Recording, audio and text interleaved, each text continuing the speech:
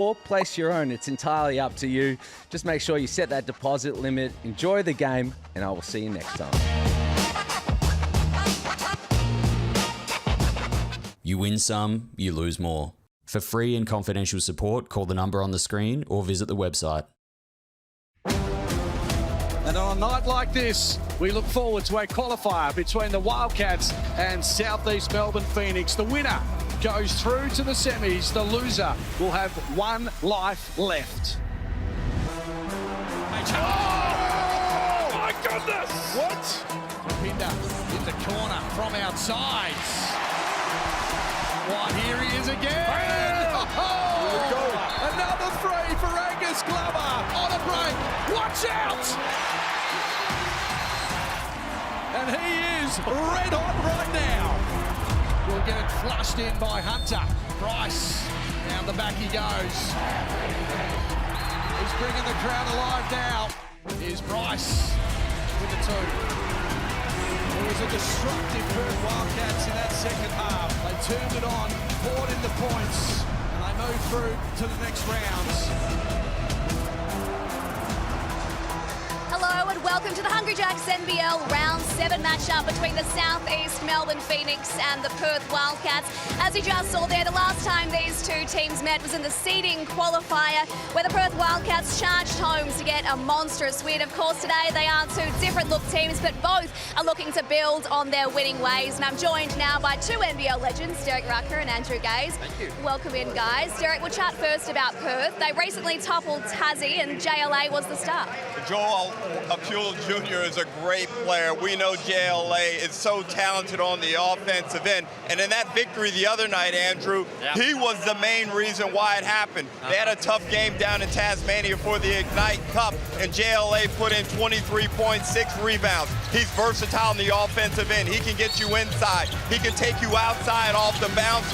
But primarily, this is what he does best. Just simply put the ball in the bucket. Oh, my word, he never had a great start to this game in the first quarter, but none of the Wildcats really did.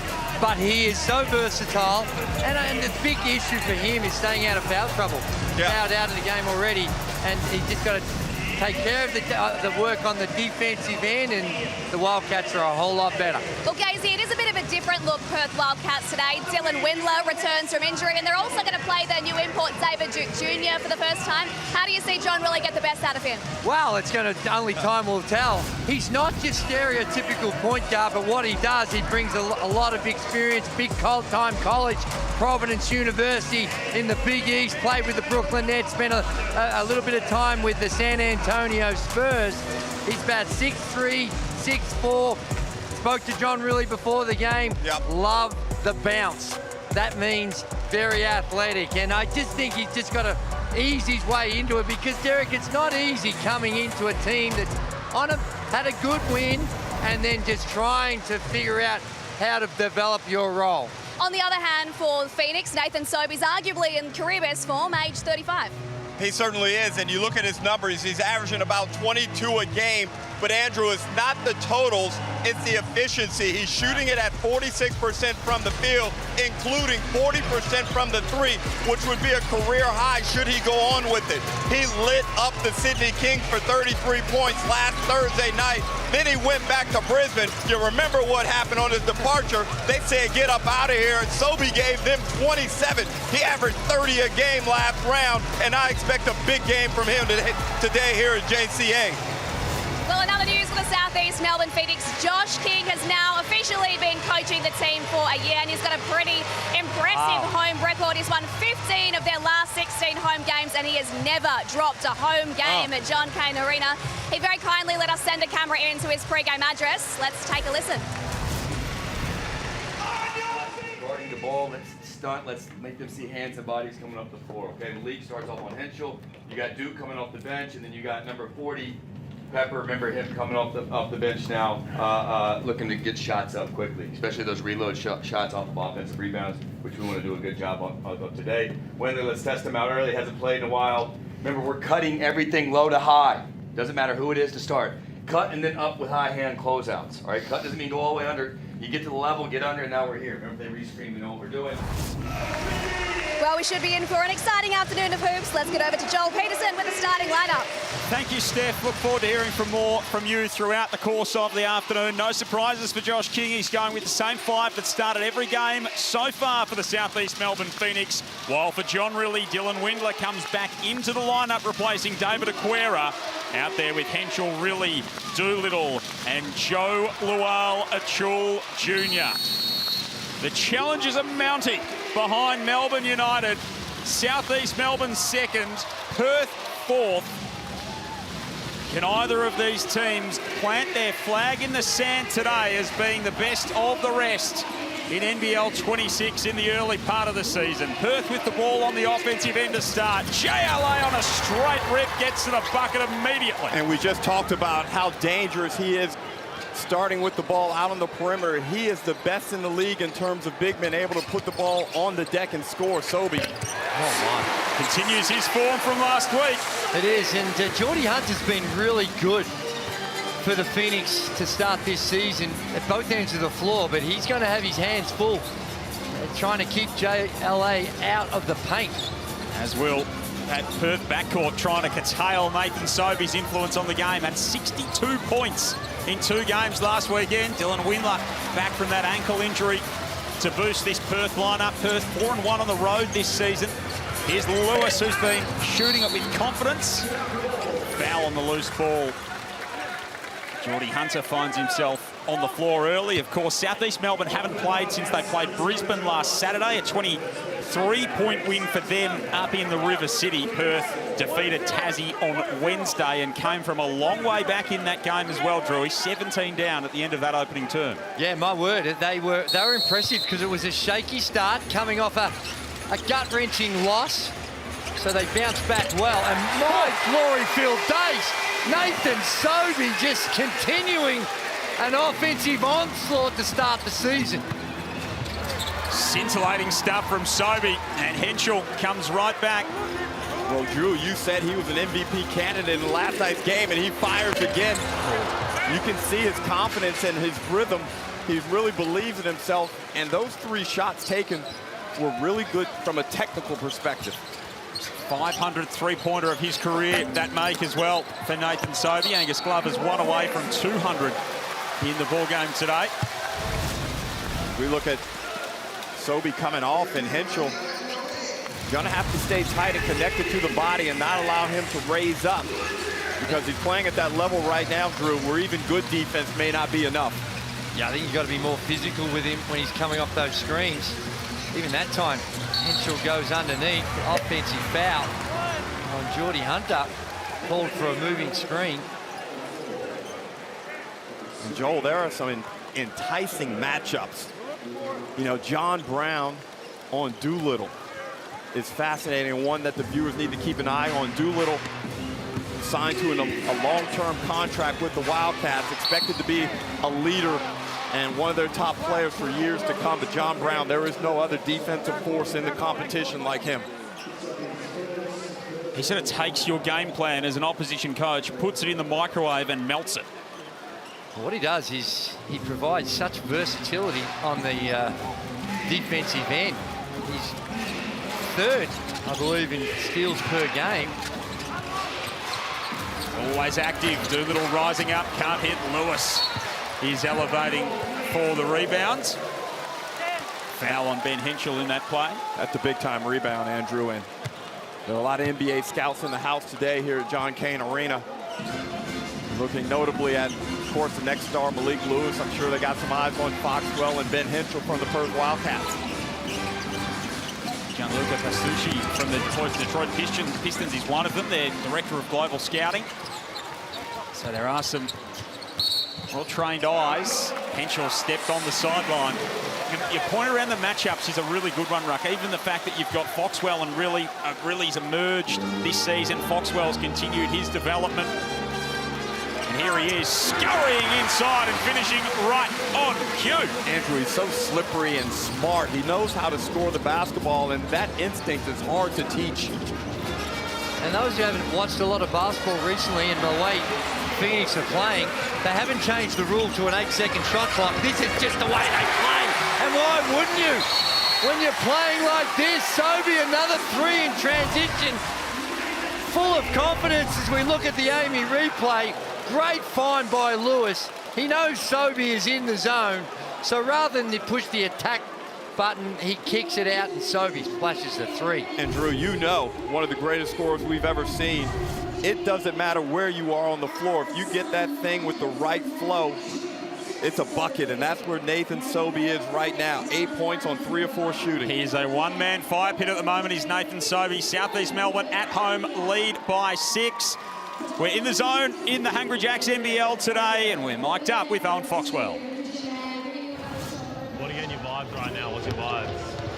Oh, my vibes are they're going to get smoked. We're talking Who they're gonna get smoked? gold medals. Oh, you say we're gonna get smoked or they're gonna get? They're gonna get Oh, right, yeah. I'm talking to you, mate. Yeah, okay. They're gonna get 10 boards. Oh, yeah. Maybe 2 steals. Come on, let's go. Come on. Let's do it. Let's do it. Let's go, Jordy. Hey. Yeah, bro. Well, I passed it to you. You always miss when I pass to you. No. Yeah, last week. Plenty more from Owen Foxwell throughout the rest of the afternoon. Had a great start to the season for the Phoenix. Started every game so far, 10.5 points.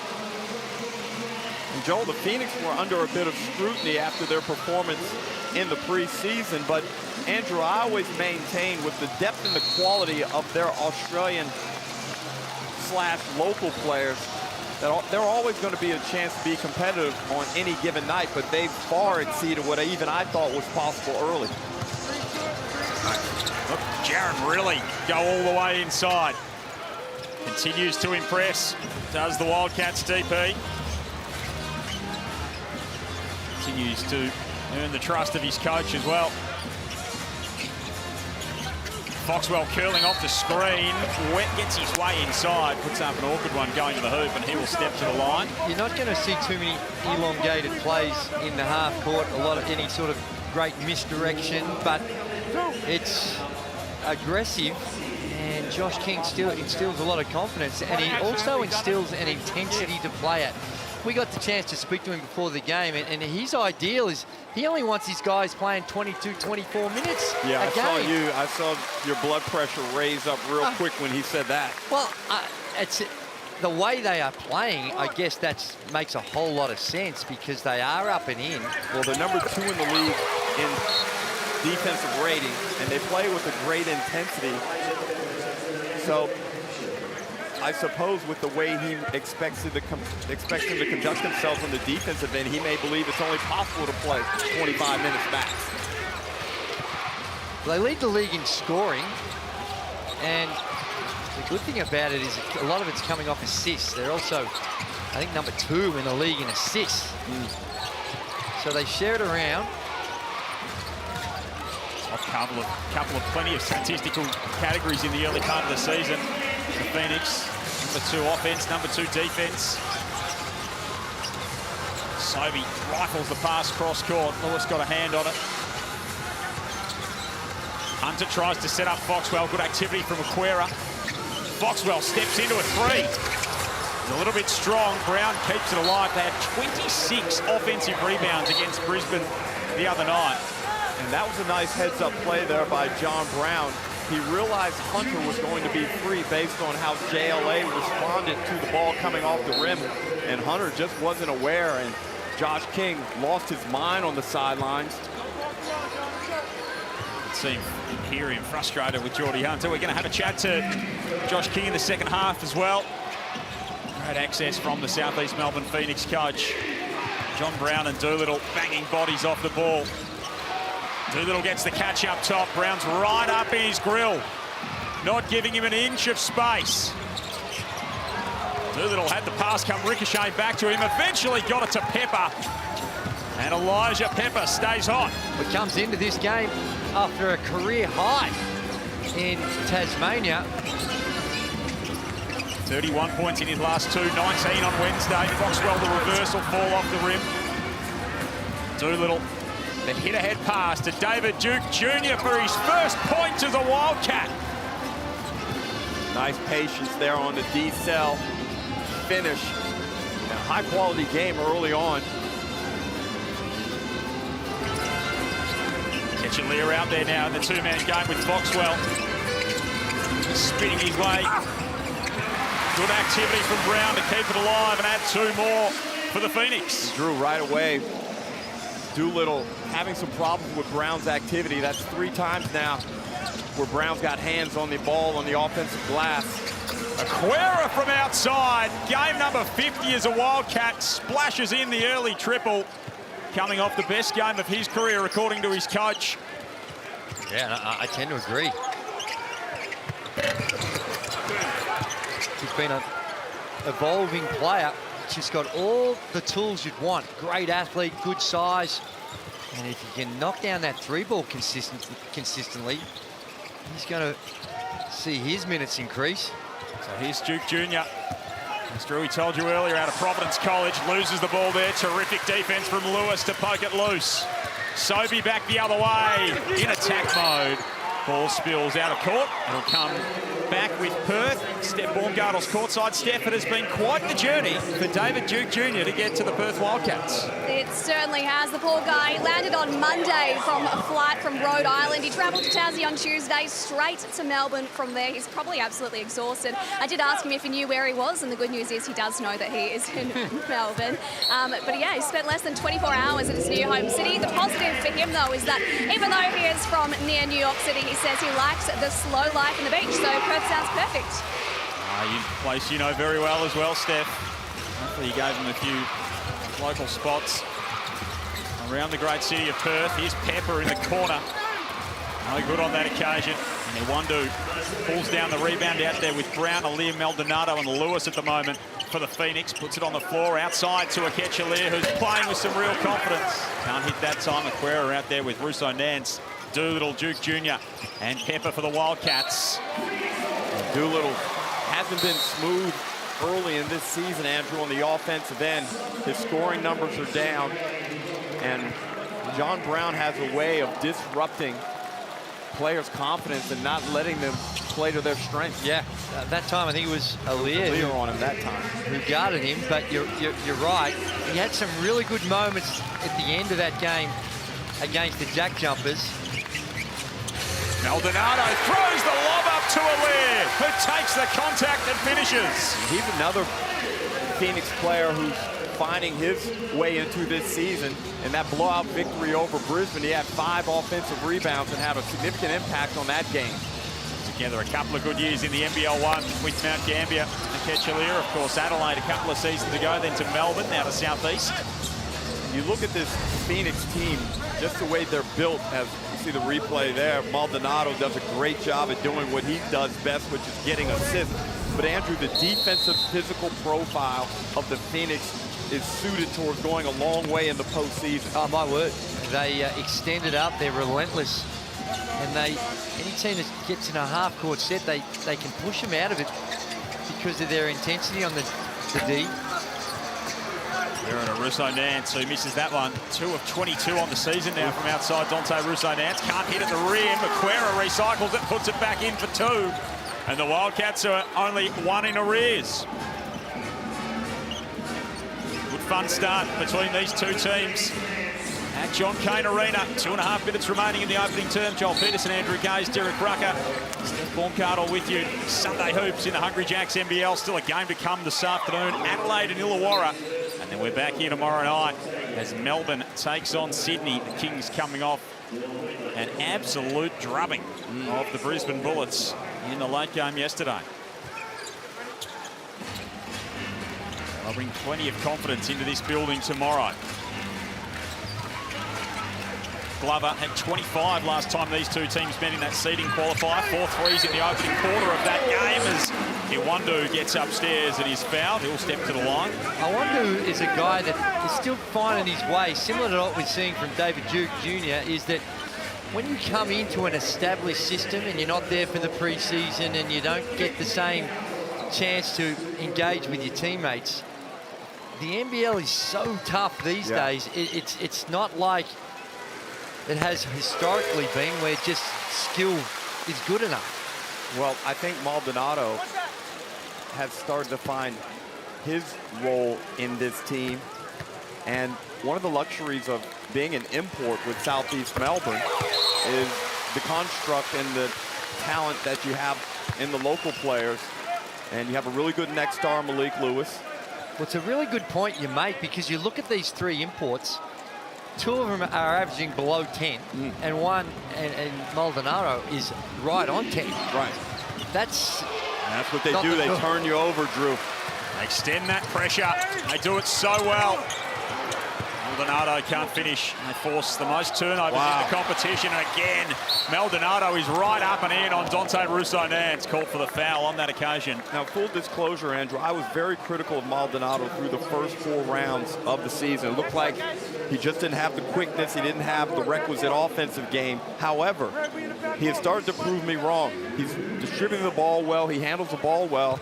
And his defensive intensity is outstanding. There he is. If he just get a little more consistent, particularly with his perimeter game, he's had some good looks that you normally expect he should be making. But if he can get that going, then he becomes a whole different proposition. Duke Jr. loses it again. Alia goes behind the back at midcourt, pinched by JLA. They've got the numbers advantage here, the Wildcats, and Duke Jr. goes to the reverse. 18-17, 1-point game, minute and a half to go in this opening quarter. Southeast Melbourne 5-2, Perth 5-4.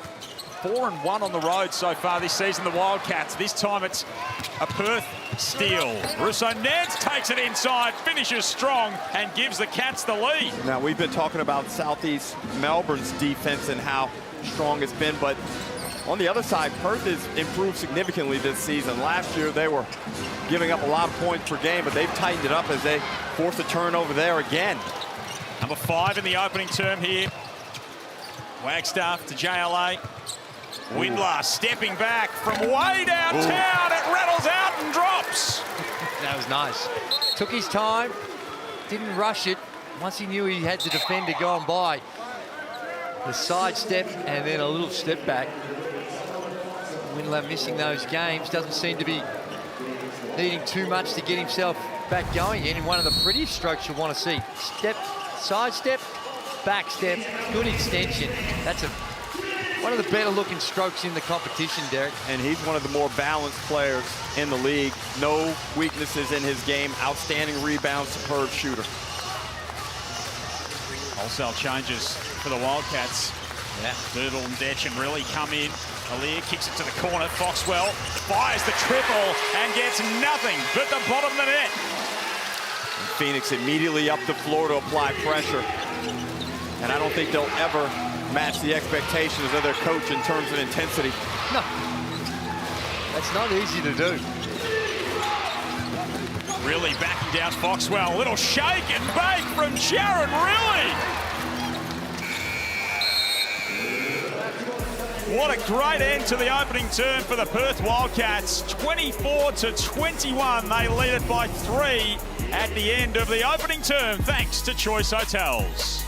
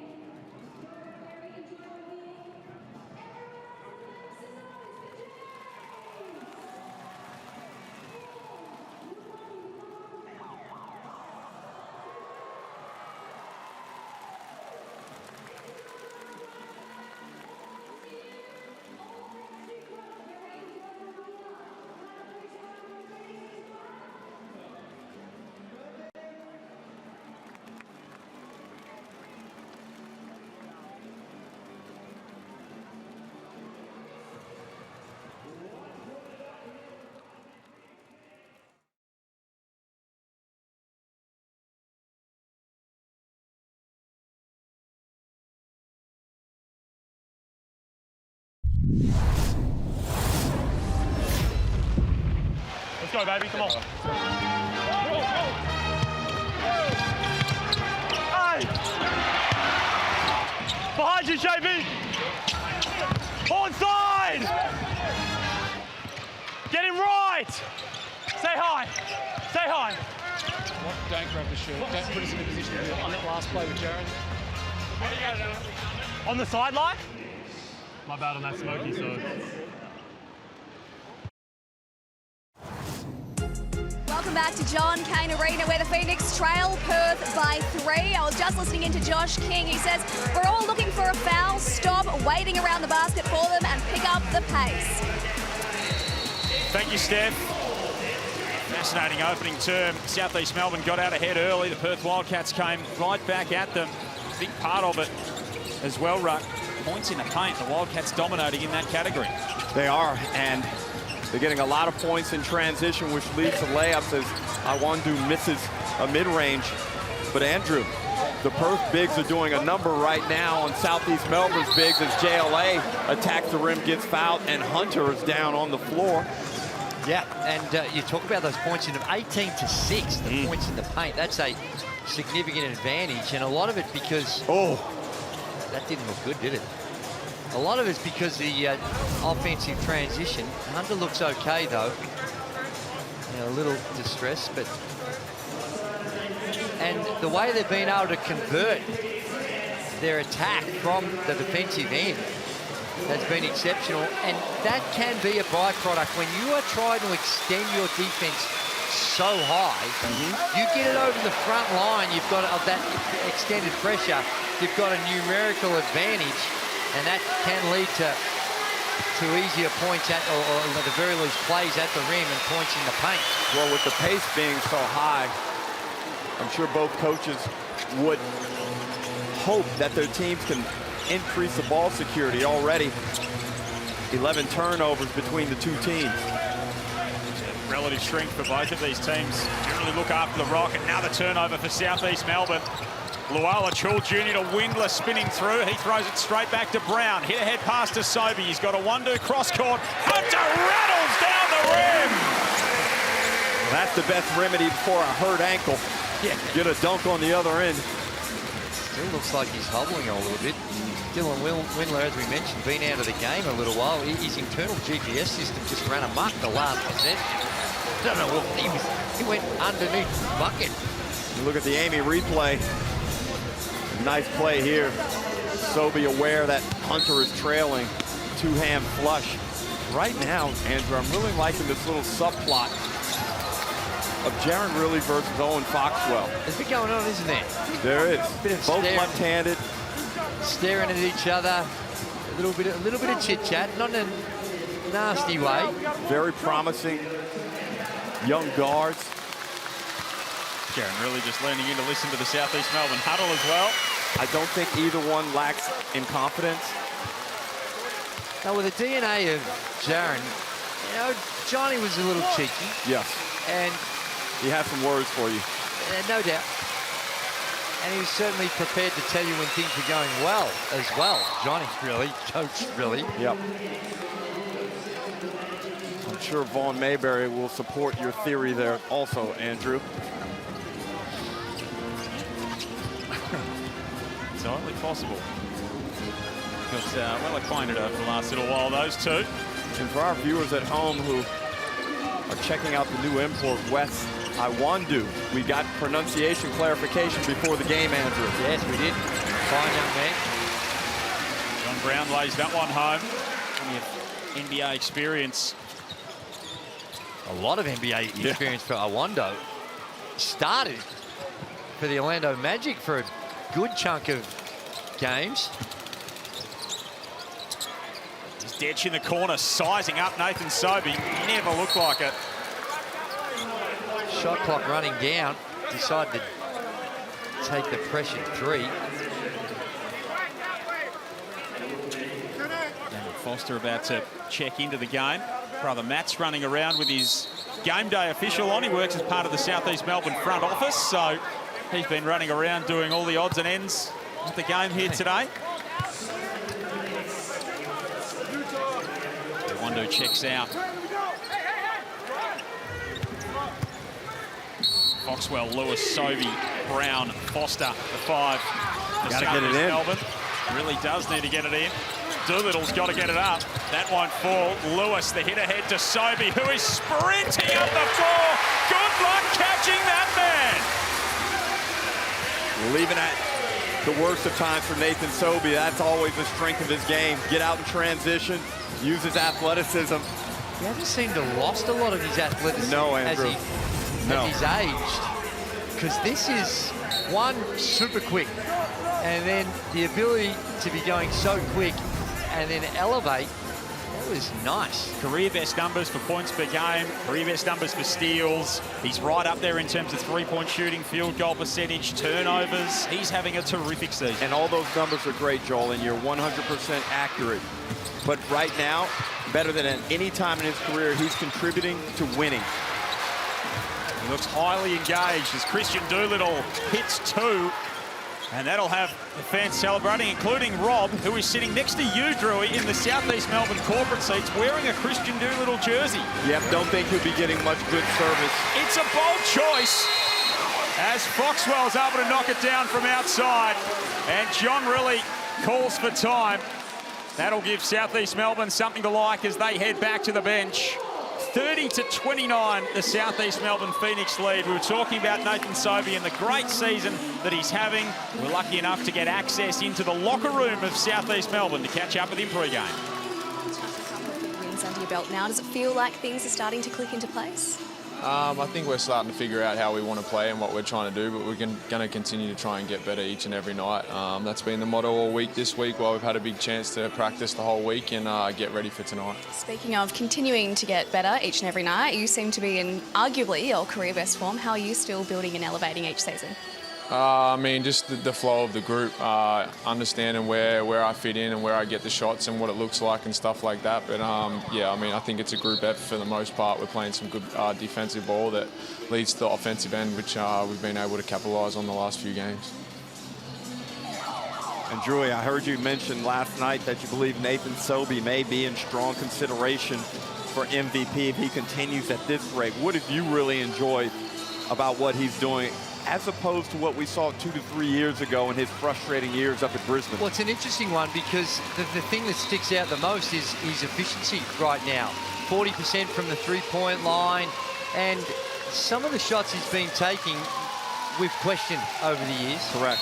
But your point you made a little earlier is exactly what I was thinking, is that he's doing it now with what is the system they're building, and they're winning. And they're not just points for Nathan Sobey points, they are really critical for what he's doing for getting the Phoenix over the line. They're winning because of him rather than in spite of him, which might have happened at certain times in his career. Wallachul Jr. being harassed by John Brown, and it'll come back with Southeast Melbourne. Well, JP, we spoke to Josh King before the game, and I asked him, is there any time where you're going to put John Brown on JLA? And now we see it. JLA, this is a tough matchup for him because John Brown has such great leverage. He gets low. He's head, he's heart, he's hands, and he's a real headache. Yeah. They're just checking the out-of-bounds call. John really wanted them to check, and looks like they're checking. And I think they're going to, unfortunately for John Riley's standpoint, check that it came off Joe Wallachul. Let's see. Right there. And I'm wrong. And John Riley's right. I was going to come at you, but I decided to give you a little bit of a grace period. I'll save it. That was a tough angle. But 0.5 on the shot clock. That's right. It wasn't worth the challenge, that's for sure. I was with you, Drewy, just quietly. Yeah. Really, to Windler, gets it up before the shot clock expires. It matters not, because Southeast Melbourne are going to come back and ram it straight back at them. Foxwell puts it on the floor. Gets underneath. Terrific find to Foster.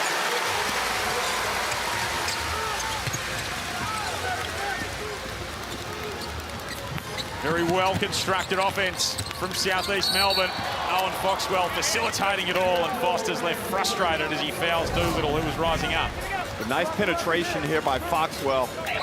Eyes up, never really telegraphs it, and Foster with a nice cut away from the ball Drew, Perth have to find a way to get JLA involved. He's got 5 points, which is fine, but he's only taking 1 field goal. Yeah.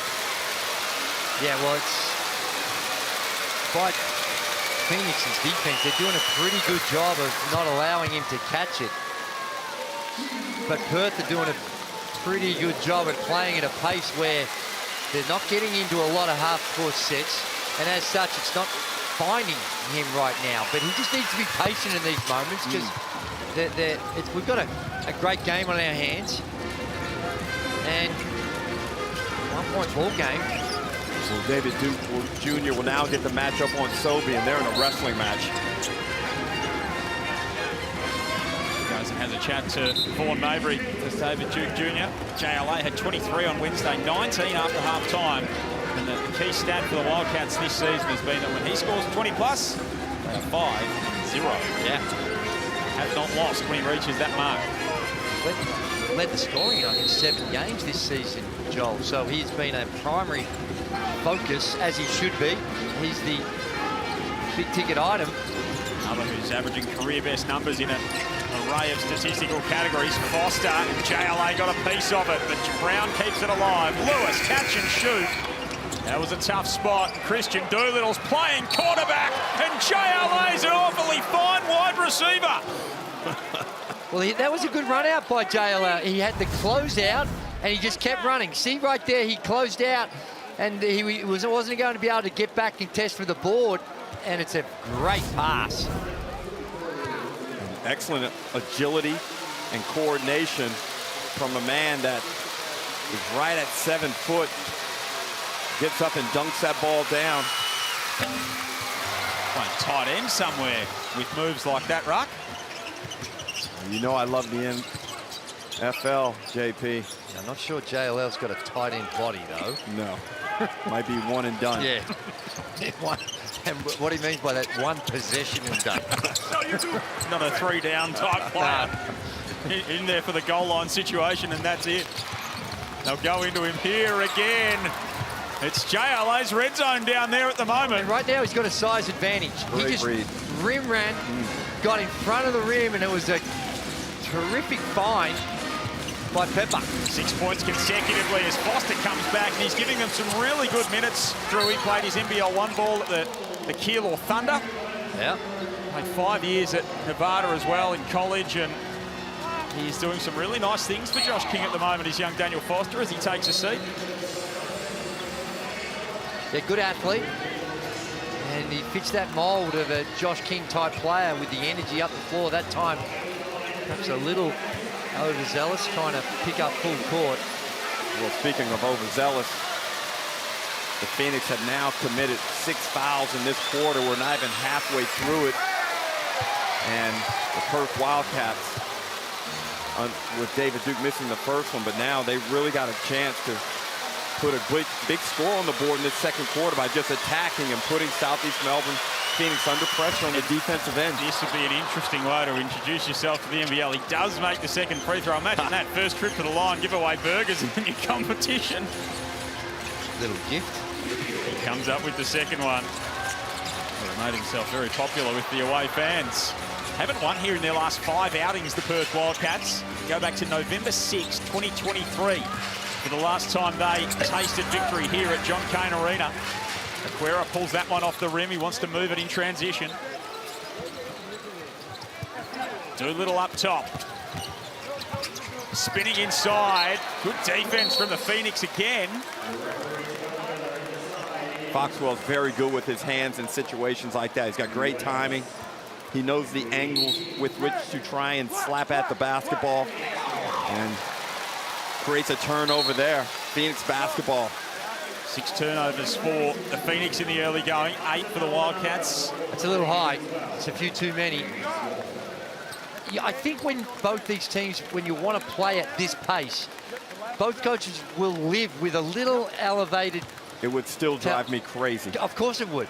But you're going to have to live with some when you're trying to play at this pace. But even with this pace, 8 is too many with still a 5 minutes to a little under 5 minutes to go in the second. And they're first and third for limiting turnovers in the competition. Southeast Melbourne turned the ball over the least, Perth the third least. So But he's a strength of both of them. Here's Sobey going to work on Windler. Gets him in the air. Wanted the call, doesn't get it. Pepper back out there with Doolittle, Aquera, Duke Jr. and Windler. Windler attacks the closeout, gets underneath. Doolittle puts it on the floor. Windler in the corner, extra pass to Duke Jr. He left it a little bit short. Windler's got to shoot that one. That's what he's out there for. Got to look. 36-34, 2-point game, 4 minutes remaining, second term, first of a doubleheader on a Sunday afternoon. Adelaide and Illawarra to come. We'll check in with Pete Hooley and Brad Rosen at halftime as Maldonado steps into a three. That won't fall. Scoring slowed down a little bit. He wins it back for the Phoenix. Glover all the way inside, lays it home, one to come. Smart play there by Glover. Probably realizes Windler just not quite up to it yet in terms of game sharpness, Drew. No, spot on, and Glover could have pulled the trigger on that one, and he's been really patient. That's only his first field goal attempt in the game. Only played the 5 minutes. But again, when you have that strong nucleus around you, Foxwell's got 10 points. Sobey's got 10 points. You can pick and choose your moments. And as long as you're defending to the Josh King standard, minutes will come and opportunities will come because of the way they play. Almost another turnover for the Wildcats. Aquera rifles it out to Duke Jr. While Achul Jr. puts it on the floor, runs into Maldonado. Riley with 5 on the shot clock. Again, gets into his bag, drops it off to Lowell Achul Jr. That's a terrific find. Read it perfectly. Knew where the double team was coming from in those dying seconds, and just instinctive pass, but a beautiful one. Lewis at the other end ties us up again at 38.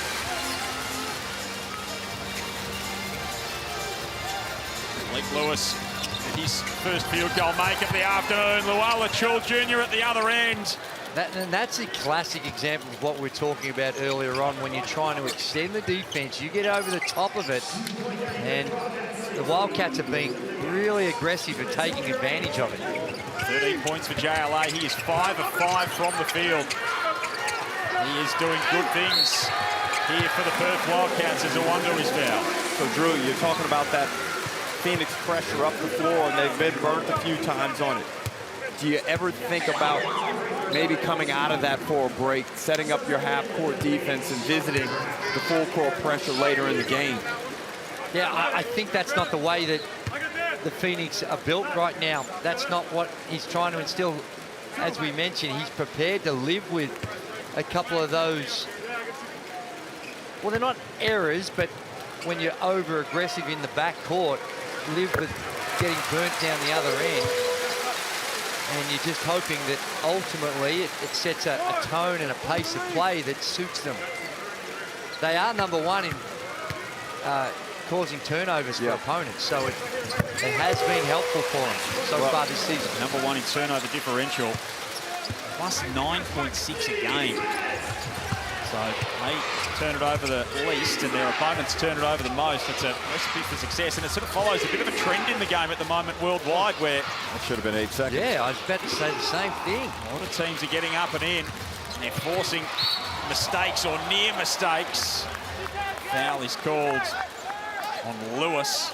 Well, Joel, you read out a great bunch of stats, and I give you another one. Josh King is number one in the league for radiating high energy from a coach. How do you measure that? Well, can't you feel it? He's right in front of us. Yeah, but I'm saying, how do you know, are we talking gigawatts here? What are we, I didn't realize we were going to get what this unit of measurement are we getting into? I don't know if it's the right context, but I think it is, because I'm trying to stay hip with the young folks. He's aura farming. Oh, right. I think we were looking for something a bit more scientific, like kilojoules or something like that, JP. I was, yeah. I feel you, Drew. Guess what we got, though? We got burgers. We've got burgers. Code word is Charger. Head to Hungry Jack's in Victoria before 6 o'clock tomorrow. Tell them Joe sent you. Perth drop into a zone. Tied at 40 apiece. 2 minutes remaining, second term. Maldonado to Glover for 3. Got it.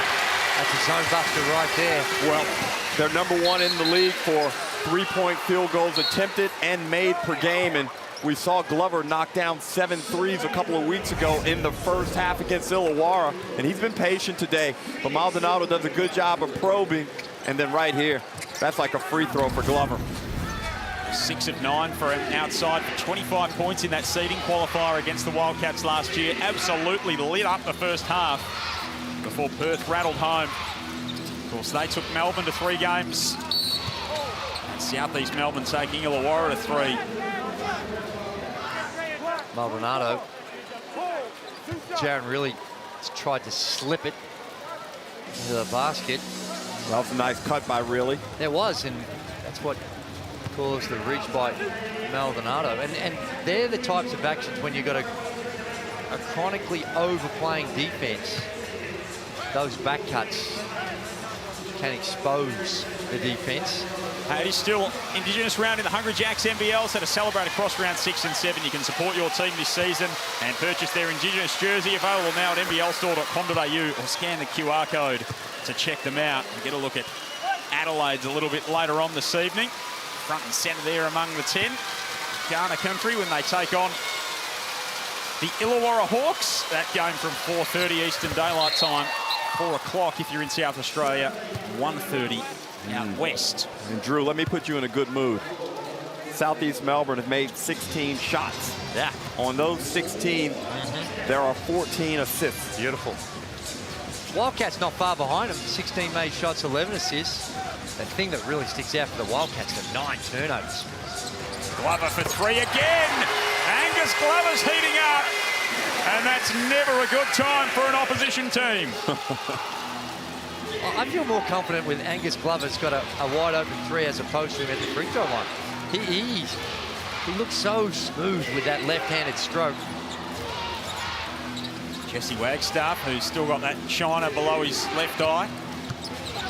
Really inside, dropped it off to JLA, who hammers it home. There's a foul on the play. They didn't want it. They didn't want the block.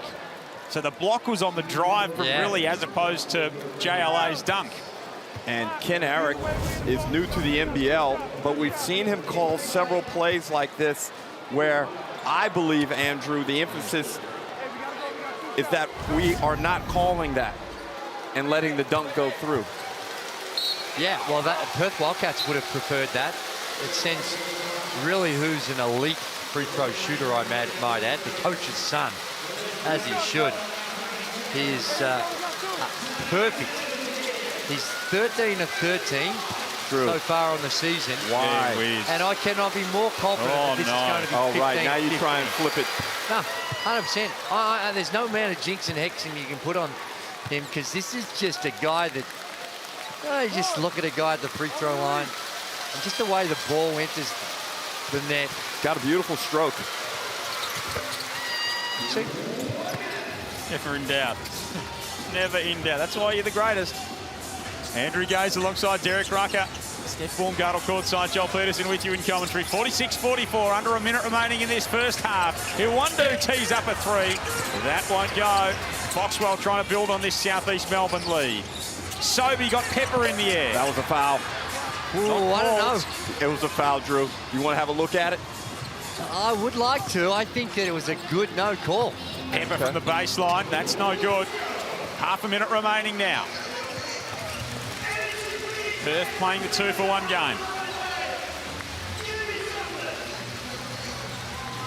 Foxwell wants to run some time off the floor. Out there with Brown, Glover, Sobey and Iwundu. Southeast Melbourne up by 2. Glover for 3. Not this time. Doolittle can push it in transition. They'll stop for a moment there. Doolittle keeps coming at them, loses it out of play. Foul.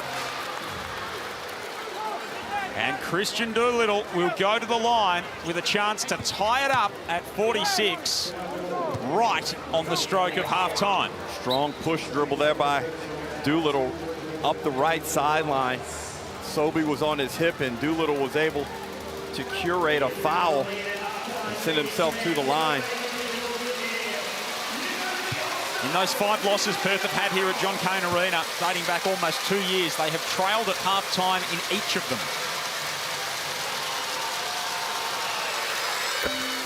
And Andrew, I know you want Doolittle to score a bit more, but 5 points, 8 rebounds, 4 assists is a pretty strong and complete stat line. No, he's been good in this one.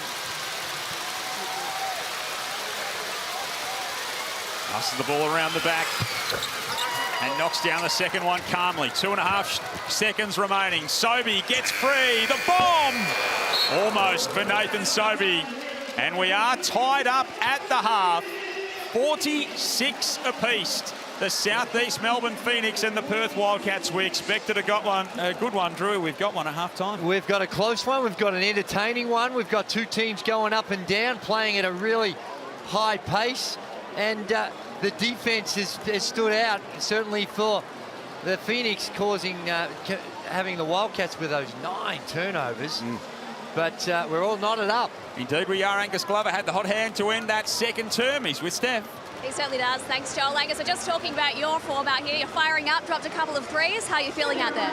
Yeah, good. I feel like we can get what we want when we want to move the ball, and when it gets sticky, we're playing into their hands a little bit. So if we can get stops, get out and run, that's when we look our best. JLA really started to fire up them for Perth. Will he be the next focus for the next half? Yeah, I think honestly it's one-on-one defense for sure, but it's our help. We know our scout on him, we know what we're trying to do, and we haven't really executed that for the whole 20 minutes. If we do that for the 20 minutes, other guys might get going, but we trust our defense well enough to rotate, scramble out, and be good on the backside. If we do that, we'll be fine. Thanks so much. Go well. Thank you.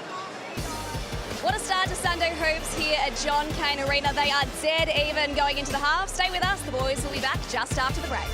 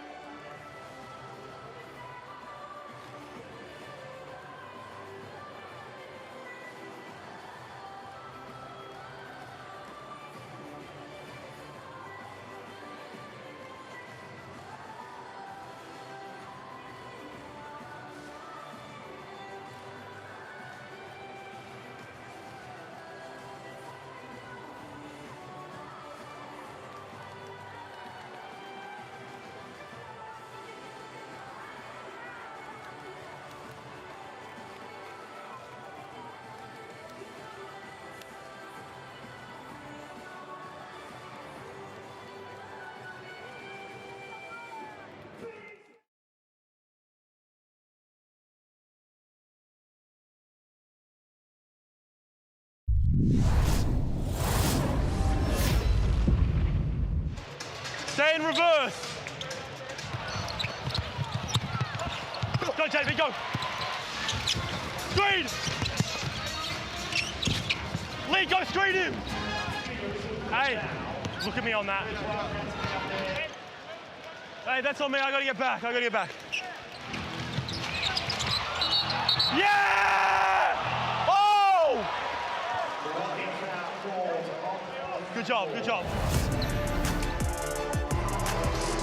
Swell in the zone thanks to the Hungry Jacks NBL. It is 46 apiece here at halftime at John Cain Arena, the Southeast Melbourne Phoenix and the Perth Wildcats. A great game that we've got on our hands. Here are our halftime match stats. Joel Peters alongside Andrew Gaze and Derek Rucker. What do we make of the numbers? It was a very balanced first half. Neither team was really able to separate in terms of the margin on the scoreboard, and late productivity from Angus Glover from beyond the three-point line got Phoenix back into it. But right now, it's anybody's game, Drew. Yeah, neither team shooting it all that well from the three-point line, and look at the difference in free throw attempts. The Wildcats getting the better in that category, being aggressive, getting to the rim.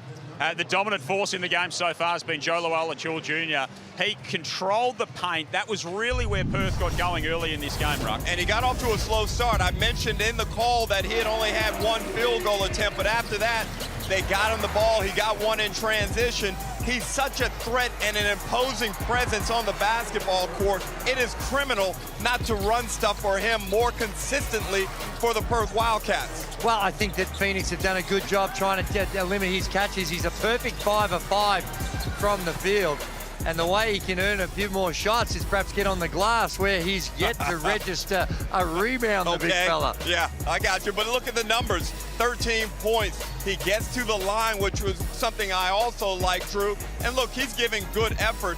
But as a side note, David Duke Jr. in his first appearance for the Wildcats in only 9 minutes, he's a plus 17.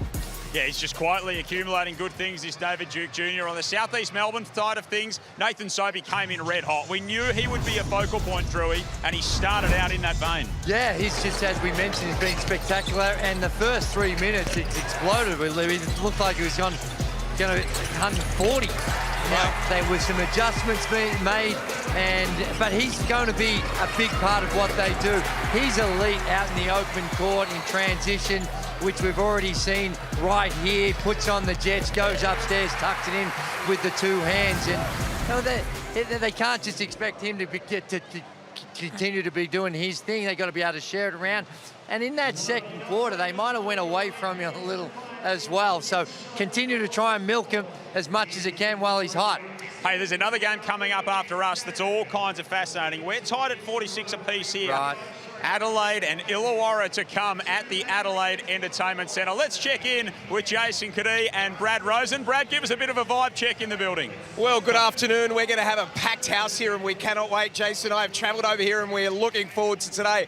Interesting one this, Jason. You're talking of Adelaide, who's coming off a loss, but really could have won that game against the to the leaders of the comp so far in Melbourne. But Illawarra coming off an absolute smashing on Friday night. It's going to be a big one. Yeah, it is. And I think Illawarra would be disappointed with that. To go out at home and get beat like you do, you'd want to come out with some energy. Well, I think you would as a group, and I have no doubt that Tatum has put that into them. But Adelaide also, you have at United basically beat at home on the road, and you dropped that one. So I think there'll be a bit of energy in this game tonight. JaVale only played 13 minutes and was really a non-impact. I'm expecting a big one today. You've played in Adelaide, with Adelaide, this team. How will they match up against him? It's going to be interesting because he does cause matchup problems, and I think it'd be good for Isaac to see how he can go. And Isaac and Zylan are going to both have a crack at him. But for Adelaide, they need to get out and run. Can they get after it? Can they get out and run and make him get up and down the floor? I think that's where we've seen sometimes him get in foul trouble or to struggle a little bit.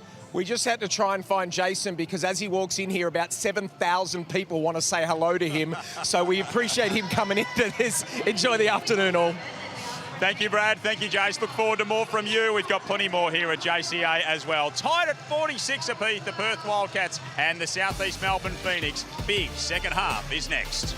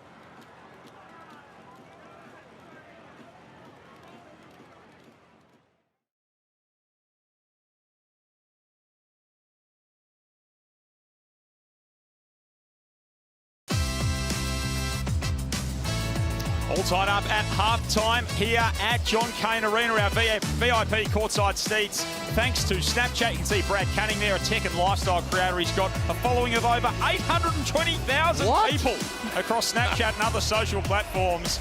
Shares tech finds and home styling tips to his loyal audience. I think I need a bit of that. Well, Drew, you got to put the time in if you want to get that type of following. You just can't show up on Instagram. Our man here's a bit of a technological guru. Oh, no. Yeah. Come on. I think no one believes that. He's up with, he's hip with it. He's up with what's happening. My word. He's hip with it. He's up with it. He's down with it. All of those, he's all with it. Yeah, well, I heard him say aura before. One of his daughters clearly taught that to him. No, aura farming is the new thing that I'm catching on with. But no, that's an amazing effort. I'm not as busy as you on the socials. You do a terrific job, Derek. It's just thank you, Andrew. I always appreciate your compliments. Me too. We will just continue to love him very shortly. Hey, 46 apiece, Southeast Melbourne Phoenix, the Perth Wildcats. Great to have the company of Josh King, who's been good enough to spend a little bit of time with us here as this second half starts. Josh, give us your assessment thus far. Yeah, we got to do a better job of foul discipline. Put him to the line way too much in that second quarter. Got to finish plays, and they're killing us with the hustle and the hustle war, 50-50 balls, that type of stuff.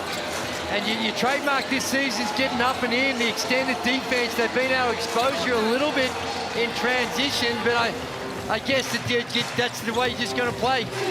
Yeah, no, I mean, they're doing a nice job. It's been a pretty good game so far. Again, we got to finish plays. We got to finish plays. How can you tighten up on the offensive end as John Brown We got to gets get to up our ahead? spots. Our spacing's been really bad offensively. We talked about that at halftime.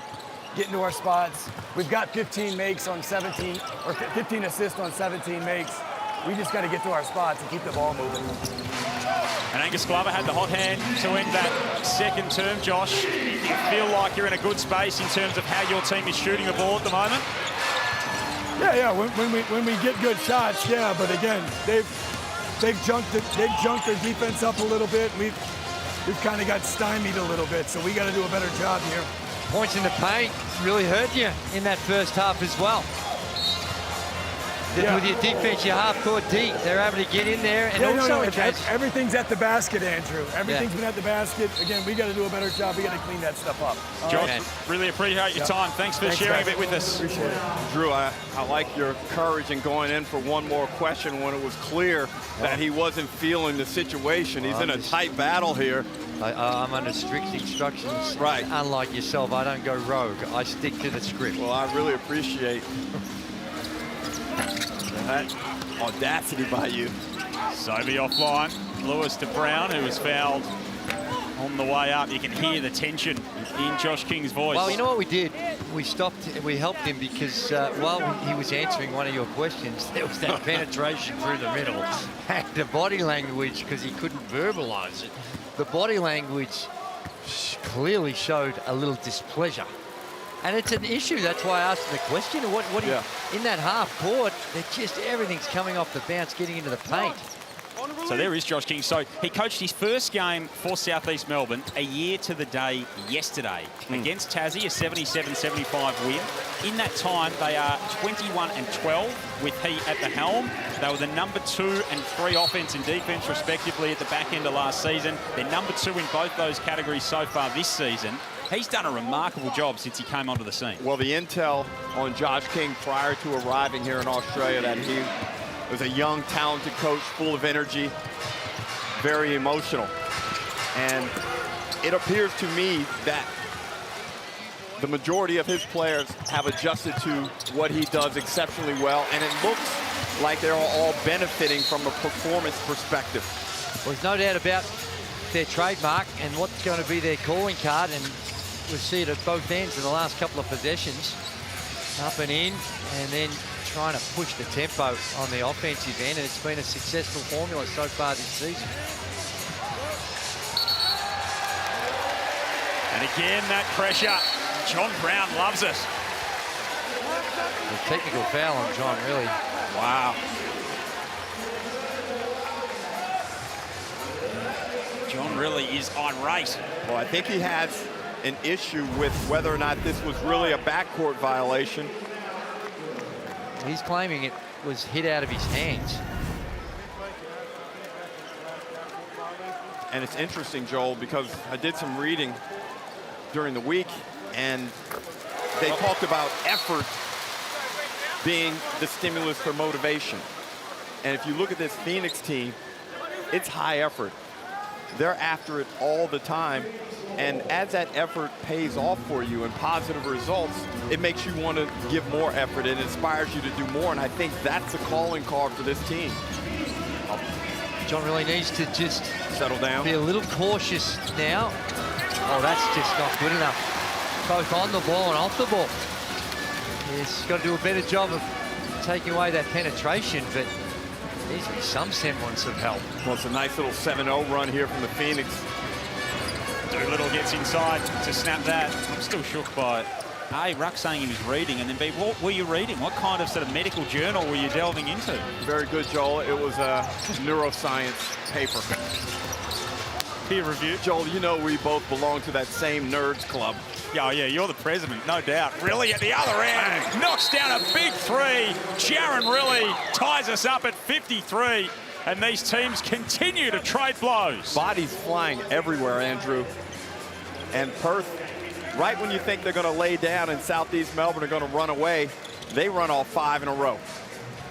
And Jaron really, he has been exceptional this game in that somewhat controversial over and back was the first turnover he had. He's come up with some big buckets. There's a theory that players that play for their dads actually perform better than what they should.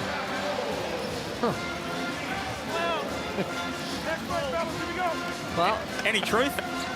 Oh, absolutely. There would be a certain level of security. There is an emotional connection that you have with the coach that's hard to manufacture.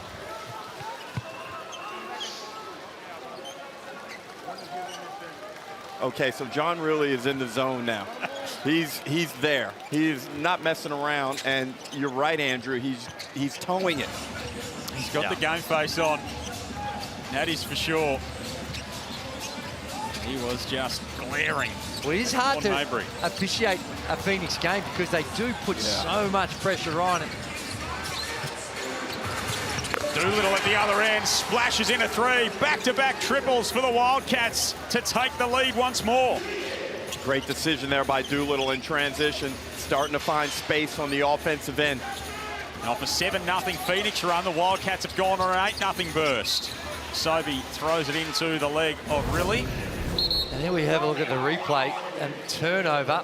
They all just leave him alone. Just left him. Rule number 1, Drew. Someone's got to get the ball. And he had some help behind, but just trying to build that wall behind the ball. And Doolittle, who hasn't shot it great from the three-point line, they just took the odds. He made him pay. Hunter from outside. He's been shooting that thing from there nicely. And that's a big hit.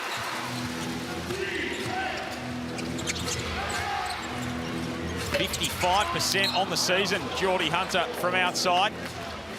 And Geordie Hunter in the past 3 rounds has shot the ball well from the three-point line. We saw him knock down a big 3-ball or back-to-back 3 balls against the Sydney Kings Thursday before last. He's capable. Really, Windler, Luala-Chul Jr., Doolittle, and Duke Jr.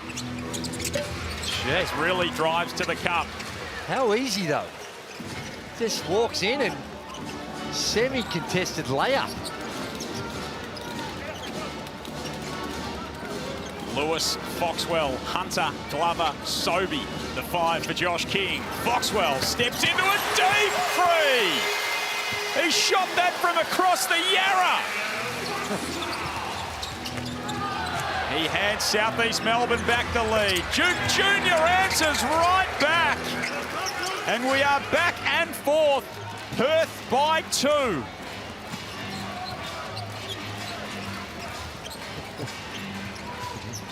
(61-59) Perth Wildcats over the Southeast Melbourne Phoenix. Terrific game here at John Cain Arena as Sobey scoots inside. Hunter might have was that the rim Hunter? then. Well, it would have been offensive goaltending, and that's a foul on Glover. I'm sure it was Hunter, but a smart foul. We look at the Amy replay. And Glover sets that little ghost, and Foxwell takes advantage and knocks down that three. What do you complain about, That's Drew? just a straight miscommunication. You've got your rules, and Yeah. clearly Jaron really was thinking that we were in a switch. Man. Well, anytime there's doubt, you switch, especially if there's similar size players.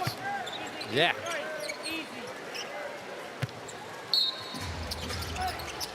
Traded the lead a couple of times already. Perth 4-1 away this season, 5-4 record. South East Melbourne 5-2, yet to be beaten at home. They were beaten here by Melbourne United in an away fixture earlier in the season. Doolittle taking it strong at Hunter, who denies him emphatically. Sobey out running the other way. Jacks the three in transition.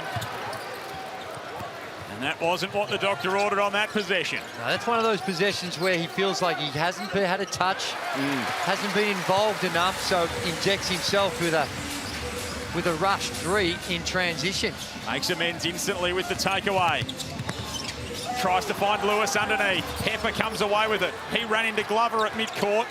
Able to keep the dribble alive. Duke Jr.'s feeling it now. He and Hunter get all kinds of tangled up on the three-point line, and Sobey leaks out the lay at home and tie us at 61. That was adventurous, that play phase. It worked out to the advantage of the Southeast Melbourne Phoenix as they try and dig in here on this possession. Doolittle rises up and hits. Doolittle now with 13 points, 10 rebounds, and 5 assists. With all the pressure, Phoenix have shown a little bit of vulnerability in the half court. I agree. Glover for three. That's offline. Never looked like it. Out of the hand of Angus Glover. Iwandu and Maldonado getting set to check in. Glover wins it back. Outlets to Foxwell. And we are tied again. But you know, Andrew, they always have that ability to turn the other team over and create easy opportunities. When you're not scoring in the half court, they have a knack of hanging around with that type of play. 12 turnovers now for the Wildcats. Pepper all the way inside. That rolls off the front of the rim. And the Phoenix have got a chance to go ahead. Again, it's Owen Foxwell. Straight into the heart of the defense. Aquera does enough. Playing 5-on-4. Oh, wow, they call that an unsportsmanlike. Yeah. Just because he knew that Foxwell was down, and it was just a non-basketball play that they've called, and they just wanted the foul to try and get an opportunity to make it 5-on-5 and get Foxwell back into the play. Have a look at the replay here.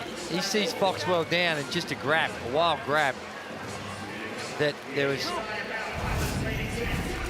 no doubt what his intentions was trying to do when you see Foxwell out of the action. See what John really has gained. And this is just the eye test. I don't know whether the data backs this up. And of course, when you don't have Bryce Cotton playing 38 minutes a game, but John really has lengthened his rotation significantly this season. He has. And last season, there were 8, maybe 8.5 guys at times. But you see this year, it's significantly different with 7 guys in double figures in terms of minutes played. And right now, Southeast Melbourne have gone to their small ball lineup. If I'm Perth, I'm really looking to attack with JLA as Windler goes to the bucket. Another good matchup there, Windler and Glover. Yeah, JLA hasn't had a shot yet in this third, in the second half. He's perfect 5 of 5. Still get to register a rebound in 18.5 minutes of court time. But a good one on our hands here as Windler strokes that one in rhythm. He is a player who is so underappreciated by the general basketball public. They don't realize how important he is to the success of this Perth Wildcats team. Is that your take? Yeah, maybe. I think, certainly I hope the Wildcats fans appreciate him because he's a stud. Brown with the midi. That's no good. He's out there with Glover, Maldonado, Iwandu and Lewis at the moment. JLA, Russo, Nance, Windler, Henschel, Wagstaff for 5 for John Riley and the Wildcats. JLA battles inside. Henschel kept it alive. but it fell to Brown. Outlet pass to Iwandu. Thought about the triple. They get into the half-court set now, the Phoenix. Maldonado playing facilitator. 3 balls up from Lewis. Can't hit. Iwandu keeps it alive. Brown has a go as well, and he was fouled. How was above the three-point line, fellas? We gotta move. How was above the three-point Nice activity on the offensive glass from the Phoenix. Iwandu had an opportunity to put it back in. Now we've got confusion with respect to a timeout. Josh King did signal one on the previous possession if Perth scored. Perth did not score, so he asked that it be eliminated. So he's in the correct position here. And a common sense decision, although there was a bit of miscommunication between the bench. Sometimes the officials get a little overzealous. Says, no, bad luck, I've called it. And they make you stick with it.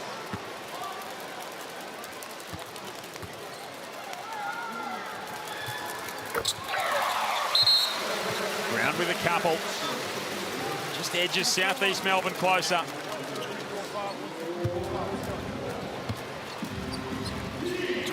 Biggest lead either team's had in the game so far, 6 points. It's been close throughout.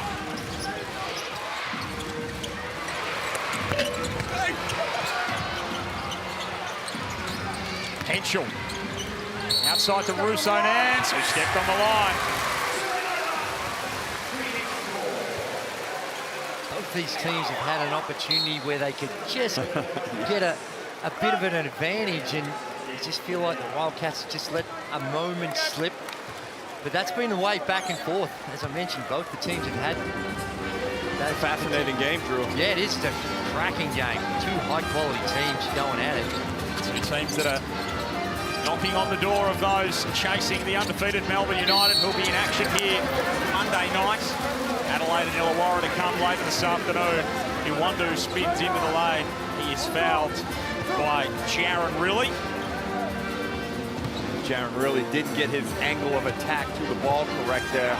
Realized it and decided to go in with the hands and hack down on Iwandu. Go to the line and knock down 2. What's his stroke look like from the line, Drew? It's, let's just have a look at it and review it. Solid. Very solid. Not quite Jaron Riley level of confidence from Drewy on that one, right? No, I need a little bit more body of work before we really commit. Still in the small sample size basket? Yeah, kind of. One thing that John Riley's going to have to deal with, though, is figuring out these rotations with the talent that he's got and trying to keep everyone happy. Ben Henschel hasn't seen a lot of time in this one, a little over 8 minutes. He's got a couple of fouls. And prior to the arrival of Duke Jr., he was starting to play better as Windler draws a foul from Sobey. But you're right. You know, they have good young talent with Pepper, Henschel, really. And even Sunday Dech as a veteran. There will be times during this season where his defensive prowess will be needed, but in this one, he's only played 3 minutes. Yeah. It's a good problem to have, but it is a problem because you've got to find ways to keep everyone happy, everyone engaged, establish the roles. Yeah. It's not all that easy when you feel like you've got to provide meaningful minutes to 10-plus players. That's not easy to do. Well, Melbourne United have managed it beautifully to start the season. They've had a few injuries to deal with. That might help. What a play. End-to-end action. Maldonado. Nice kiss off the glass. Henschel comes right back at them. Brown hustles, throws it off Wagstaff, right on the sideline. Jesse Wagstaff keeps it alive. He's been making plays like that his whole career. Game number 515 today for the Perth veteran. Windler loses the handle. Sobey loses the handle. Gets it back. Fouled by really unsportsmanlike. Accurate call there by Ken Wiggin. Sobey and really out there trying to get that loose ball. Both these teams texting the limit to the officials. Right. Windler might have had a claim, but there's no claim here. You just can't do that. and that's 2 in possession. But in a difficult game to officiate, I think the officials have done a pretty good job by and large. And from the player's perspective, Sobey misses the first one. From the player's point of view, you cannot relent on the physical activity and aggression, because the moment you do is when the opposition will get on top of you. You just got to keep pushing the envelope, seeing what the referees will call, and staying authentic to your true style of play, especially if you're the Phoenix. Phoenix by 1. We have been tied 7 times in this quarter. Wow. Sobey for 3! That is not an easy shot. You're coming away from the basket to be able to square up. He made it look easy. He's got 17 points. He's 3 of 10 from deep. Nathan Sobey at his blazing best. 4-point lead to the Phoenix. Time winding down here in this third term.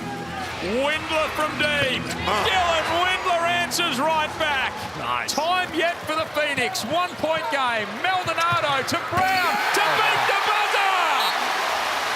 Absolutely incredible.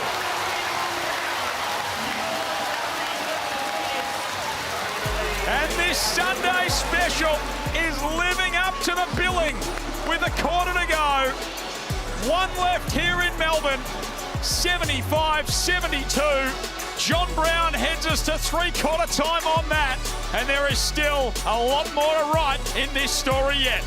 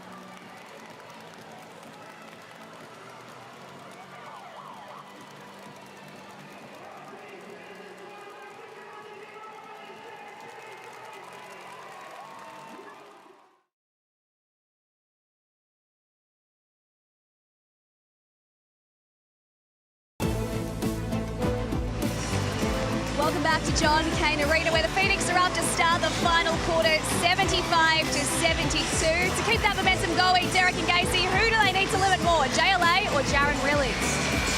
Well, I think you've got to get JLA more involved. He's 5 of 6 from the field. He's got the 13 points, and as I've keep mentioning, he's got to get himself involved as well. But this is just some sort of game here. We've got 2 elite teams going toe for toe. And I think that's a great question. And I'd like to try and get Really and JLA in some on-balls. See if they can really exploit this Phoenix defense. JLA, good call by Ken Widgeon. Wow. Uses the right arm to push Alir away. Offensive foul. Number 2 on the Wildcats Jr. It was just a hit to the head. He raised the arm, and it was the elbow with the glancing blow to the face that the foul was called for. Sobey and Foxwell lead all scorers with 17 in the game. Perth's 4 leading scorers each have 13 points. Sobey turns it over. Duke Jr. back the other way. Can't roll it home. We've been tied 13 times. It's a 3-point Southeast Melbourne lead. Ketchalia can't make it an equal game-high 6 for the Phoenix. And I'm going to put my cards on the table. We have not had an overtime game in NBL 26 as yet, gentlemen. We have our first today. Doolittle can't get the mid-range jumper to go.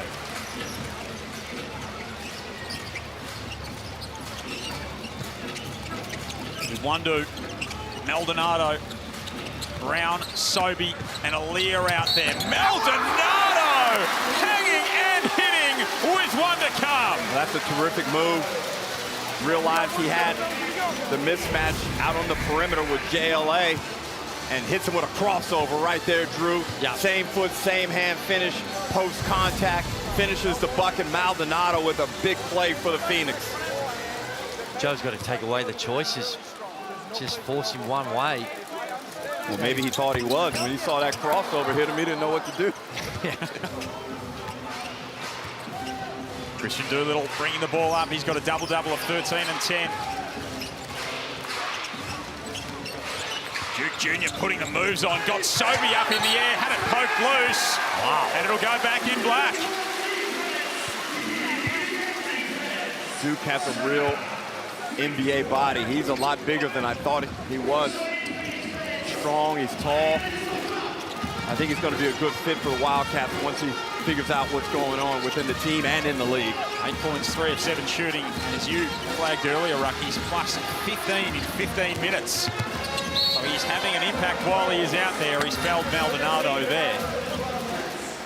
He's asked to come out of games a couple of times too, so he's still trying to work his way into game shape. Well, Drew, you heard Steph's report.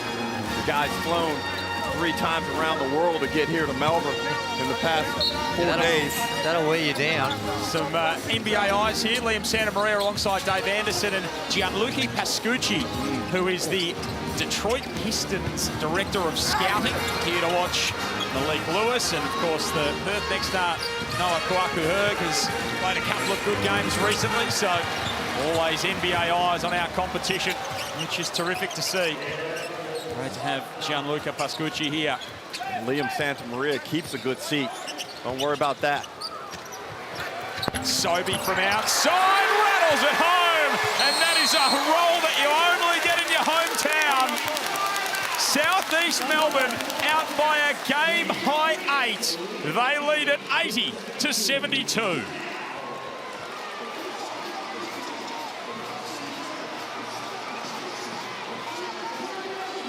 That man just continues to make winning plays, Nathan Sobey. 25 and 1 assist so far today, 7 of 15. He's 4 of 11 from outside. He continues to lead the line for this Southeast Melbourne team. And he's making big plays. We talked about it in the first half. It's great to get stats, but when you get stats that leads to winning, that changes games, that influences the energy in the building, that's when you know you're playing elite level basketball. Oh, Foxwell's quietly gone about his business with his 17 points as well, 4 assists. He's had a good one. And this is a little advantage now that the Wildcats have got. Excuse me, the Phoenix have got. Can the Wildcats counter it?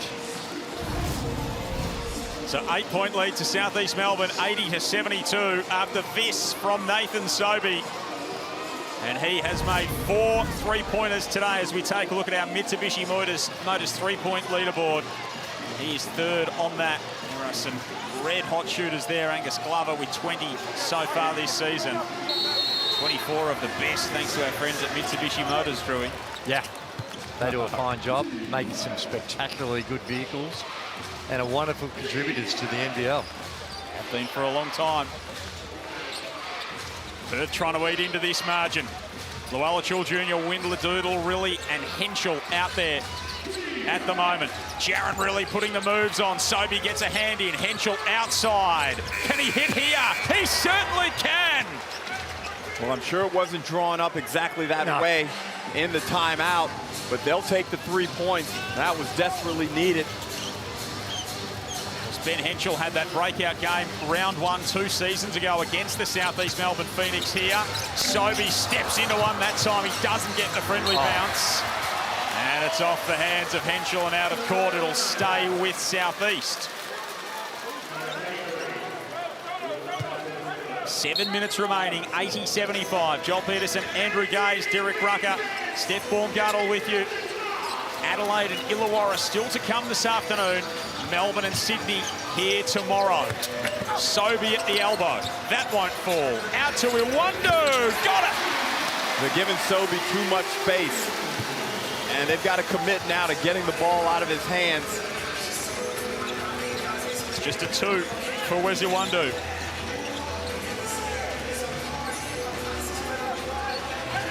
Windler attacking baseline. Beautiful move. It's impressive by Windler. You take a couple of weeks out, and sometimes it takes a game or two to get your legs underneath you, but Windler's come out and has not missed a beat. 15-3 for Dylan Windler. Sobey at the other end. Long way offline there. Perth can make this a one-score game on this possession. Get a lucky break like that, you need to convert on the other end. Doolittle threw it straight at the shoelaces of JLA. Sometimes he can be a little too unselfish. I think he had the finish at the rim. JLA is your insurance policy if you miss it. But that time, just a bad judgment call by Doolittle. And he's been so good in this one. Still plenty of time. 6 minutes on the clock, 2-possession game. And John Riley's actually done a good job of settling himself down emotionally, Andrew, after you highlighted the fact that he was towing the line with the officials. Well, when you've already got one tech, another one, and you're watching and listening to us in the locker room. Well, we know. As pleasant as that would be, I think you'd prefer to be out here. Sobey through the lane. Lewis, corner 3. Brown offensive rebound for Southeast. Iwundu's no good on the tape. Doolittle wants to push it ahead in transition. Duke to the corner. Doolittle inside. He's turned it over again. Henschel almost wins it back. Iwundu forcing the issue. Really good defense. Moved his feet by Pepper. Henschel in rhythm. Another big hit for Henny. And it is back to a 2-point game. And a great lead pass there by Christian Doolittle to get Henschel free on this left wing. Transition 3, 2-point game. Foxwell and Glover getting set to check in for Southeast. Halfway through this final term. Sunday hoops in the Hungry Jacks NBL here at John Cain Arena. Sobey rises up. Probably not the shot. Definitely not the shot. Yeah, I think he needs to be a little bit patient. Get it through some hands before that type of shot is taken. And now Perth with a chance to tie or take the lead. John Brown got a hand in. That looked like it should be going the other way. I thought it came off of JLA's knee. Didn't have a great look at it. Josh King signaled that immediately. And now he's waved it away as if to say, no, I'm not going to have a look at it. Feverishly looking at their video coordinator to see if they should challenge. It is a good substitution. Give Nathan Sobey a minute or two just to gather himself. Well, Lachul Jr. puts it on the floor and now he loses it. And Brown found the window inside, set up by Foxwell. And that's a big swing in this game potentially for the Phoenix. And JLA has signaled to John Riley to give him a breather. I don't think he can afford it at the moment. Jesse Wagstaff and Windler walk through the score bench. But JLA, you got to play this one out. Hasn't scored in the second half, JLA. He's only taken the 1 field goal. 27 minutes for him so far. And only the 1 rebound. And he looks gassed. And in his defense, I thought there were There was some contact down on a couple of those possessions, Andrew, where it wasn't called. And David Duke Jr. on that last possession committed his 5th foul. Continues the proud tradition of imports fouling out in their first game. Yeah. Wesi Wundu did it a couple of weeks ago. John Brown did it. I think it's a combination of learning the game here and the way the game's played and what you can and can't do. And it's also about just an emotional, you're trying to impress, you're perhaps over-committing every now and again. There's been a lot of anxiety and nerves coming into this one for Duke Jr. He went from Providence to Philadelphia, Philadelphia to LA, LA to Melbourne, Melbourne to Perth, Perth to Tassie, Tassie to Melbourne. And now he's here out on the court fouling out in his first NBL game in 17 minutes of play. 4-point lead to Southeast Melbourne. Glover's back out there, puts the move on Wagstaff, gets to his left hand, and it rolls home for Angus Glover. And that matchup, Glover did exactly what he should do.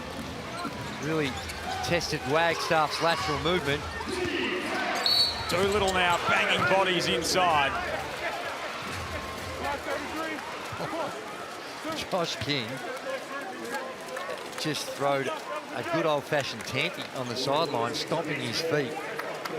Well, he wants Lewis in that situation to be able to get ahead of the basketball. That's when you got to turn your hips and sprint. And now it's a lot easier to try and instruct it and coach it than it is to perform it. Doolittle hits 16 of 22 at the stripe, the Wildcats. Southeast Melbourne 14 of 17 at the other end. If you just took the turnovers away from the Wildcats, 18 right now, 18 to 10, that is a huge advantage you're giving your opponents. But you know that's what Southeast Melbourne do. Yeah. That's one of the things you have to be cognizant of as Foxville almost turns it over. Lewis steams up the floor, almost yammed it. Needed to. It's almost like he pulled out, only half went at it at half pace. Yeah. Really, Windler from way outside. Lewis was up ahead. Angus Glover described that discretion's the better part of valor, and then he's fouled at mid-court. It's a bad one because it's going to send Phoenix and Angus Glover to the free throw line. That's their 15th foul. Got to get JLA back in this game now with 2:46, a minute to break all you needed. Right on cue, Ruck. Southeast Melbourne 86 to 82. Biggest lead in the game was 8 for the Phoenix. And Josh King mentioned foul discipline being a factor in this second half, and right now the Phoenix will be shooting 2 free throws on fouls, and the Phoenix have only committed 1. 6-point game.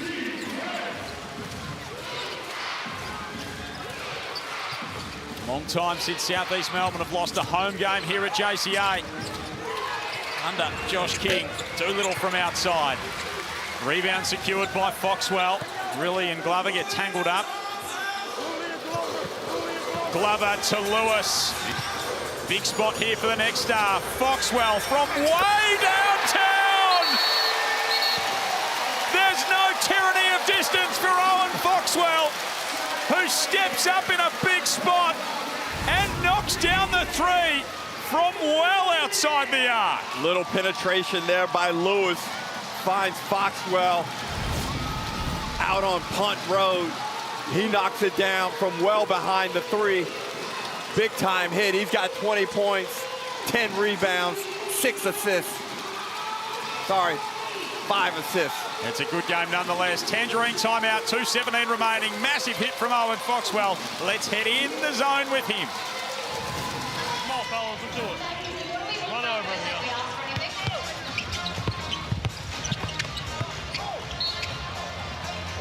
Good roll out, JB. JB. Hey, good heads, baby. Good job. Stones! Get in there. How is that a foul?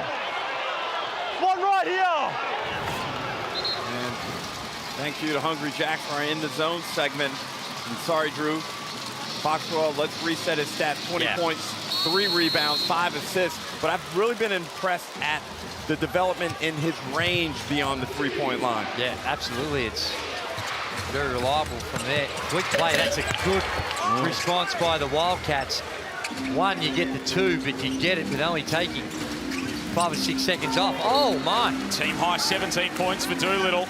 Windler got a hand in there, almost stole it back. Josh King reminding Lewis, you can run the baseline after a made bucket. You don't have to be stationary. Down to the 2-minute warning in this one. Southeast Melbourne 91, Perth 84. 36ers and the Hawks still to come this afternoon. Brown, Glover, Iwundu, Foxwell, Lewis. The 5 for Southeast Melbourne. Lewis to Foxwell. He's hit a number of big ones already. Can't connect there. And the 24-second clock violation is called. I thought they were just a little bit too composed on that possession, Drew. They've been playing with such pace. Yeah, they really slowed it down. It's not a terrible result, letting 24 seconds get off the clock, but a bucket would have been better. I'm pretty sure that would have been the instructions of Josh King in that last time out, saying time's on our side. Let's look for shots in that last 6 seconds rather than that first 8. Doolittle from the baseline. That's a big hit from Christian Doolittle. Timeout, Southeast Melbourne.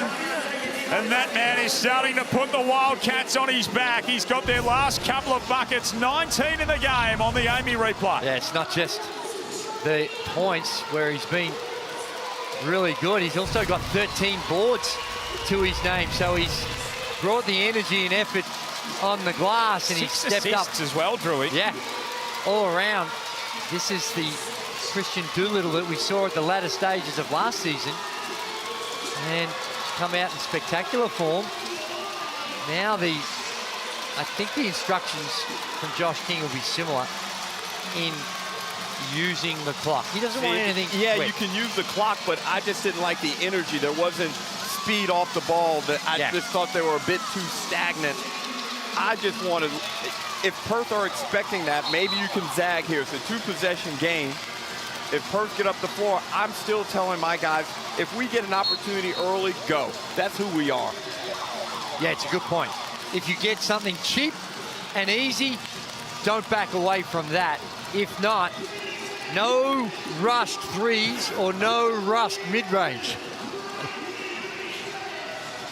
91-86. The Wildcats are making their run, having trailed by a game-high 9 points. It's been close all afternoon. And the Phoenix are in the bonus from here on out.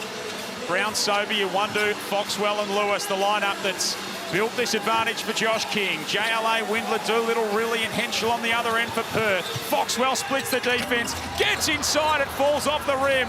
Windler secures the rebound. Chance to make it a 1-possession game for Perth.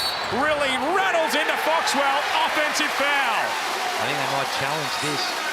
Even if they feel that it might be a charge, you might as well roll the dice. It's such a big play. What a get. And I think they won't win that challenge. That, to me, looked like a charge.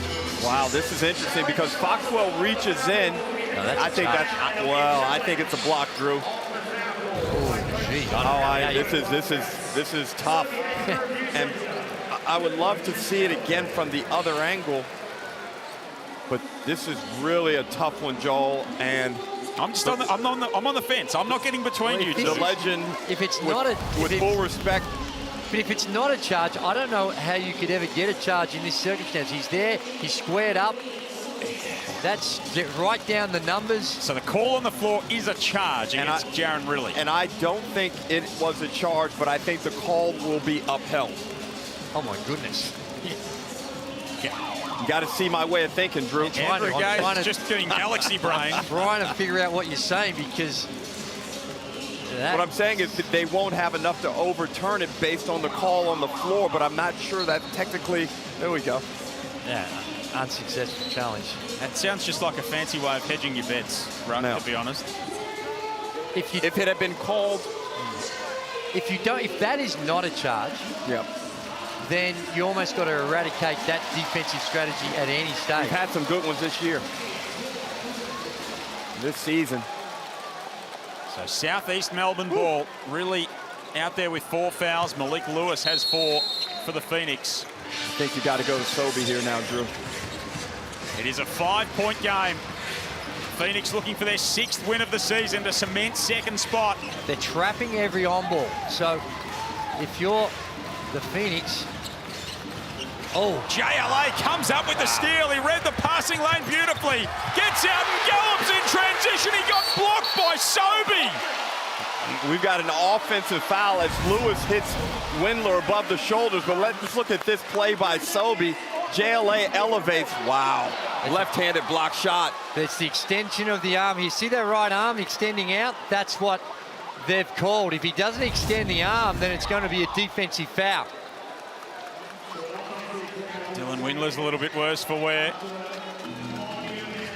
Sobey with the block. JLA, I did not have that on my bingo card. 5-point game, 45 seconds remaining. Doolittle's got 19 for the Wildcats. Sobey and Foxwell 20 to pace Southeast Melbourne. Perth looking to go to 6 and 4. The Phoenix 6 and 2. Really for 3! He continues to deliver, this young man. And on the inbounds, Joel, Angus Glover hurts his right foot as we can see him writhing in pain, which freed up really to knock down the 3-ball. And this is where you got there's a time and a place for each defensive strategy, but the chronic overplay. So he's trying to deny the pass. He rolls it there, and I don't know whether you want to just, if he catches it out that high, just play him up. It's that effort to try and get out and deny the pass. He unfortunately rolls the ankle. And we know that Angus Glover is made of tough stuff. He is part of NBL folklore for his deeds in the championship series a couple of years ago under duress. And he's being helped off the floor at the moment. Well, I'm willing to put this in to Jaren Riley's best game in the NBL so far in his Well, he's got 16 career. points, 5 boards, and 7 assists. And he's just done a good job of keeping the team together and committed to the purpose of staying in this game. Equal career high now for Jaren Riley. He has been so impressive. Young plus-minus god of the competition and continues to have a significant impact. 2-point game, 35 seconds remaining. Perth will get another look at it. Can Sobey close the door here? Doolittle denies him. Got upstairs, but can't keep it alive. What a play by Doolittle. He sees that Henschel's beat, comes from the weak side. A game-saving play by Doolittle. Hasn't he come up big down the stretch? A couple of buckets for the Wildcats. Terrific vision to read the play and understand where Sobey was headed with the basketball. Great elevation off the vert. Baseline inbound, and we know that inbounding is easier said than done in this competition. Sydney found that out last week. There's been a number of teams that have found it out in this venue. Joel, you won't be making any fans with those reminders of the past.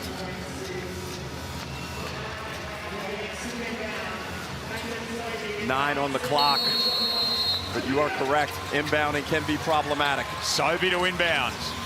Maldonado back to Sobey. 4 now for Nathan Sobey. Fouled by Windler. What was he? Just over-committed. They're trying to blitz on the on-ball screen. Well, in that one, I don't even think you need to hard show. I thought a soft show, considering Windler's a good defensive player, a soft show or a switch in that instance would have sufficed. And the experience of Sobey, sees Windler coming out, just runs into his chest to make sure that he draws the contact. Only 2 of 3 at the line today, Nathan Sobey.